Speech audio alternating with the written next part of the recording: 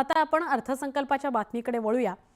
आपल्या सगळ्यांना कल्पना आहे अर्थसंकल्पीय अधिवेशन सुरू आहे आणि आज तो अर्थसंकल्प सादर होतोय।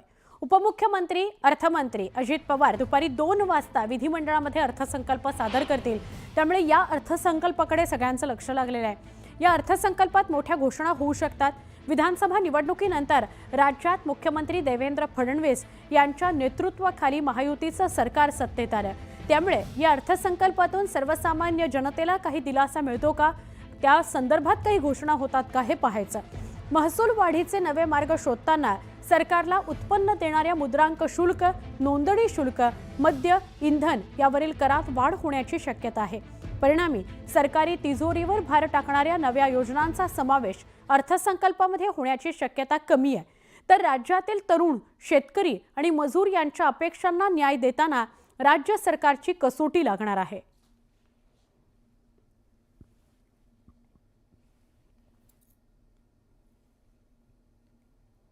बजेटमधले अपेक्षित मुद्दे काय आहेत त्यावर नजर टाकूया। लाडक्या बहिणींना 2100 रुपये देणार का? शेतकऱ्यांना दिलासा देणाऱ्या योजना, शेतकऱ्यांना वीज बिलात सवलत मिळणार का? मुलींच्या मोफत शिक्षणावर तरतूद केली गेलेली आहे का? विदेशी गुंतवणुकीला प्रोत्साहन देण्यात येतंय का? तसा अर्थसंकल्प आहे का? मद्याच्या शुल्कात वाढ झालेली आहे का? शक्तीपीठ महामार्गाकरता काही तरतूद आहे का? वांद्रे ते मीरा भाईंदर कोस्टल रोडचं काम कधीपर्यंत होणार, त्याची तरतूद काय? भिवंडी कल्याण भूमिगत मेट्रो संदर्भात काही अर्थसंकल्पात तरतूद आहे का? राज्यात सिमेंट काँक्रीटचे रस्ते कधी होणार, कोणकोणते रस्ते असतील?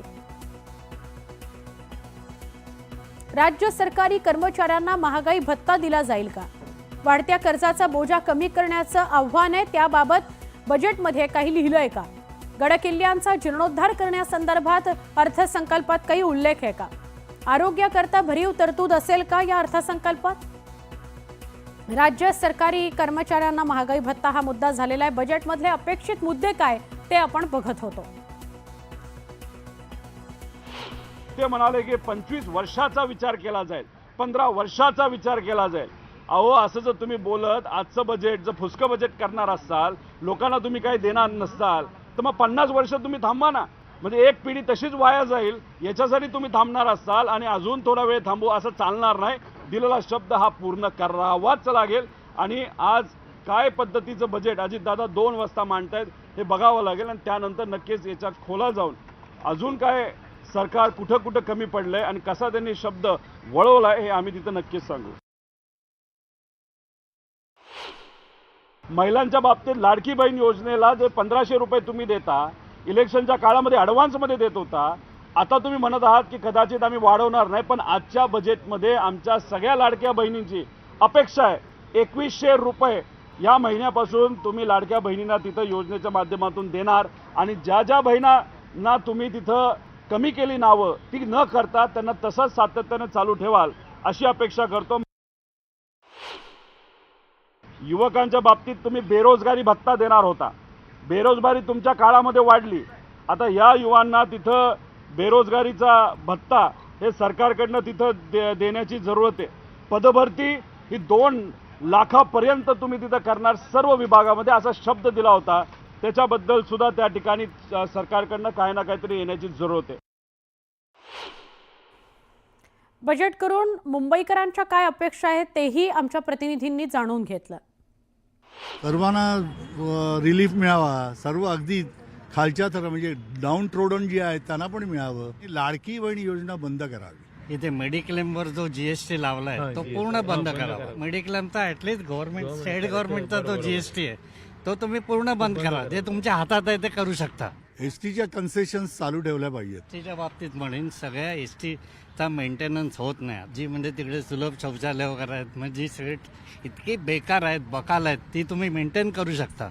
फक्त त्याला प्रोव्हिजन होतं, त्याचं इम्प्लिमेंटेशन होत नाही, तर ते व्हायला पाहिजे। महिलांसाठी काय, महिलांसाठी करावंच सरकारने खरं तर, कारण बाकी इतर महिला आहे ना सर्वसामान्य, त्यांनाही फार गरज असते। विशेष महिलांसाठी स्पेशल काही नको। पण हे जे काय सुरू केलं बहिणी ते मात्र लिमिटेड, म्हणजे मी असं म्हणत नाही की ही स्कीम कॅन्सल करा, पण क्रायटेरिया करा की बुवा हे अतिशय गरीब आहे किंवा हे आहे त्यांनाच ते मिळून देत. नव्या महायुती सरकारचा हा पहिला अर्थसंकल्प आहे जो आज अजित पवार सादर करतायत. हा सर्वसमावेशक अर्थसंकल्प असेल, तसंच सगळ्या घटकांकरता आणि राज्यातील जनतेकरता हा अर्थसंकल्प महत्त्वाचा असेल, अशी प्रतिक्रिया दिली भाजपचे आमदार परिणय फुके यांनी.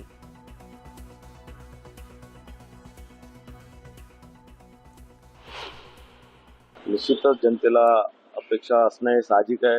यावेळेसचा अर्थसंकल्प हा लोकांसाठी, महाराष्ट्र जनतेसाठी फार महत्त्वाचा अर्थसंकल्प आहे. या अर्थसंकल्पात विरोधक किती टीका करत असतील तरी हे अर्थसंकल्प तुम्हाला मागील अनेक वर्षापेक्षा चांगला अर्थसंकल्प राहणार आहे आणि यामध्ये सगळ्याच घटकाला अंतर्भूत करून, सगळ्या घटकाचा विचार करून सगळ्याच घटकांना न्याय देण्याचं काम राज्याचे वित्तमंत्री करतील. भारतीय जनता पार्टी महायुतीचं सरकार महाराष्ट्रामध्ये आलं आहे. भारतीय जनता पार्टी महायुतीच्या निवडणुकीच्या याच्यात जे घोषणा आम्ही केलेल्या आहे ते 100% सर्वच घोषणा आणि जे आम्ही लोकांना आश्वासन दिले आहे ते 100% आम्ही पूर्ण करणार. या पुढच्या 5 वर्षात ते पूर्ण करण्याचं ध्येय राज्य सरकारने घेतलेलं आहे.